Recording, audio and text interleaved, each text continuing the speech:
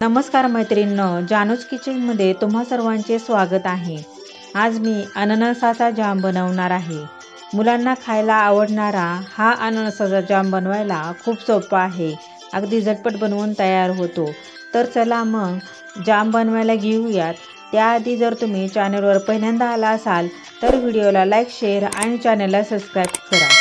येथे मी 1 वाटी अननसाचे बारीक तुकडे करून घेतलेले आहे। तुम्ही येथे पाहू शकता एकदम असे बारीक तुकडे करून घ्यायचे आहेत। त्यानंतर त्याच वाटीने 1 वाटी साखर घ्यायची आहे। पण येथे जर तुम्हाला कमी गोड जाम हवा असेल तर अर्धी वाटी साखर घालायची आहे आणि जर तुम्हाला जास्त गोड जाम हवा असेल तर येथे पाऊण वाटी साखर त्यामध्ये घालायची आहे। मी येथे पाऊण वाटी साखर घातलेली आहे। आता ही साखर आणि अननस एकत्र मिक्स करून घ्यायचं आहे। छान असं मिक्स झाल्यानंतर हे झाकून ठेवायचं आहे। आपल्याला हे 2 तास झाकून ठेवायचं आहे।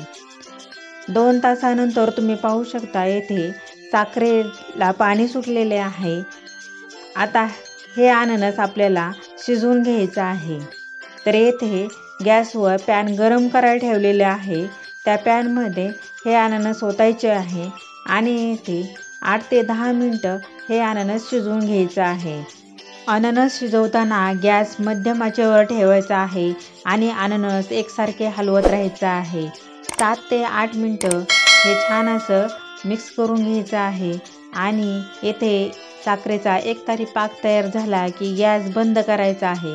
तुम्ही येथे पाहू शकता येथे साखरेचा छान असा एकतारी पाक तयार झालेला आहे। मी येथे गॅस बंद करत आहे आणि आता हे अननस आपल्याला थंड होऊन द्यायचं आहे।